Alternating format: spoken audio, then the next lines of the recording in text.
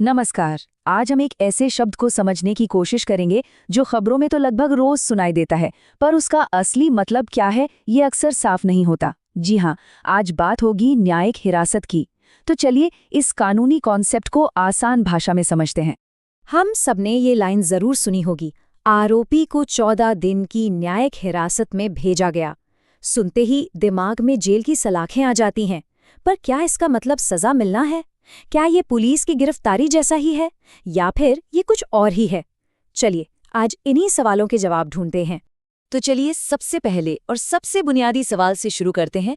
आखिर ये न्यायिक हिरासत यानी जुडिशियल कस्टडी होती क्या है? देखिए, इसके नाम में ही इसका सबसे बड़ा राज छिपा है। न्यायिक मतलब जिसका कंट्रोल न्यायपालिका के पास हो, पुलिस के पास नहीं। सीधी सीधी भाषा में कहें तो जब किसी आरोपी को मैजिस्ट्रेट के आदेश पर जेल भेजा जाता है तो उसे न्यायिक हिरासत कहते हैं। और यहाँ एक बहुत ज़रूरी बात यह है कि ये पुलिस थाने का लॉकअप नहीं होता। नहीं, ये एक प्रॉपर जेल होती है जो कोर्ट के कंट्रोल में आती है। और यही सबसे बड़ा फर्क है। जैसे ही कोई न्यायिक हिरासत में जाता है, समझ लीजिए कि कंट्रोल का रिमोट बदल जाता है। अब वो पुलिस के हाथ में नहीं, बल्कि सीधे जज साहब यानी न्यायपालिका की निगरानी में है। अब ऐसा नहीं है कि ये सब कुछ भी यूं ही हो जाता है। कानून ने इसका एक साफ रास्ता तय किया है। पुलिस जब किसी को गिरफ्तार करती है तो उसे 24 घंटे के अंदर अंदर मैजिस्ट्रेट के सामने पेश करना ही पड़ता है। ये एक बहुत ज़रूरी कानूनी कवच है। इसके बाद जज साहब ही तय करते हैं कि आगे हिरासत की ज़रूरत है भी या नहीं, और अगर है तो कौन सी। तो अब आते हैं उस सवाल पर जिसमें सबसे ज्यादा कंफ्यूजन होता है, पुलिस कस्टडी और जुडिशियल कस्टडी। इनमें आखिर फर्क क्या है? चलिए इन दोनों को आमने सामने रखकर समझते हैं।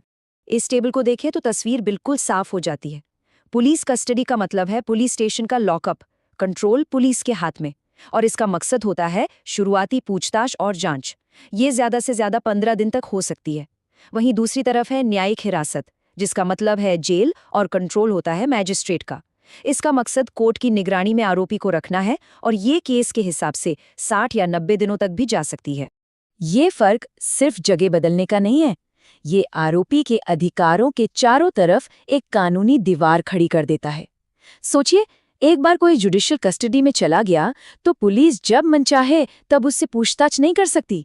नहीं, उन्हें हर बार कोर्ट से इजाजत लेनी होगी। ये पुलिस की पावर पर एक बहुत बड़ा चेक है।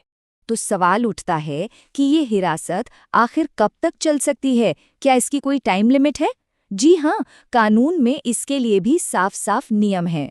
अगर मामला बहुत गंभीर है, मतलब ऐसा कोई अपराध जिसकी सजा मौत, उम्र कैद या 10 साल से ज्यादा की जेल हो, तो जांच के दौरान आरोपी को ज्यादा से ज्यादा 90 दिनों तक न्यायिक हिरासत में रखा जा सकता है। और बाकी दूसरे यानी कम गंभीर अपराधों के लिए ये समय सीमा 60 दिन की है। तो आप देख सकते हैं कि कानून ने अपराध की गंभीरता के हिसाब से हिरासत का समय तय किया है, ताकि सिस्टम में एक निष्पक्षता बनी रहे। ये एक बहुत ही वाजिब सवाल है। मान लीजिए 60 या 90 दिन पूरे हो गए और पुलिस की जांच अब भी चल ही रही है, तो क्या होगा? क्या किसी को अनिश्चित काल तक बस ऐसे ही हिरासत में रखा जा सकता है? इसका जवाब है बिल्कुल नहीं। और यहीं पर कानून एक जबरदस्त अधिकार देता है, जिसे कहते हैं डिफ़ॉल्ट बेल। इसका मतलब ये है कि अगर पुलिस तय समय के अंदर अपनी जांच पूरी करके चार्जशीट फाइल नहीं कर पाती, तो आरोपी को जमानत पाने का हक मिल जाता है।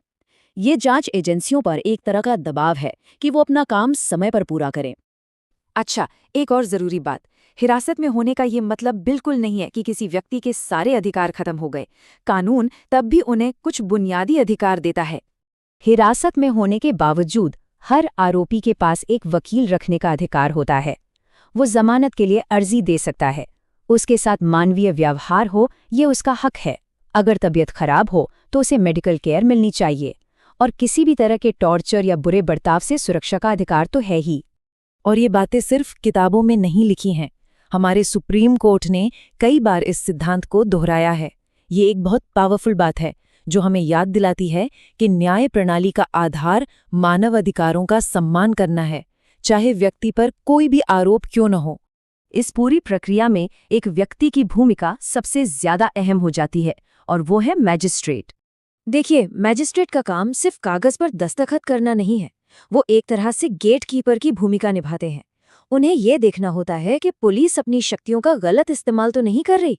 हर बार हिरासत बढ़ाने से पहले उन्हें केस डायरी देखनी होती है और ये पक्का करना होता है कि किसी को हिरासत में रखना वाकई कानूनी तौर पर जरूरी है भी या नहीं। आखिर में ये पूरा सिस्टम एक संतुलन बनाने के लिए है। एक तरफ अपराध की जांच की जरूरत है तो दूसरी तरफ किसी व्यक्ति की आजादी का अधिकार। मजिस्ट्रेट की भूमिका इसी संतुलन को बनाए रखना है। तो अगर इस पूरी बातचीत से एक बात याद रखनी हो तो वो ये है, न्यायिक हिरासत का मतलब सजा मिलना नहीं है, ये दोष सिद्धि नहीं है, ये बस जांच की प्रक्रिया का एक हिस्सा है। हमारे कानून का सुनहरा नियम है कि हर कोई तब तक निर्दोष है जब तक कि वो दोषी साबित न हो जाए, और ये नियम जेल के दरवाजों पर आकर खत्म नहीं होता। अंत में ये पूरी व्यवस्था एक बहुत बड़े सवाल का जवाब देती है। एक लोकतंत्र राज्य की ताकत और एक आम नागरिक के अधिकारों के बीच संतुलन कैसे बनाता है।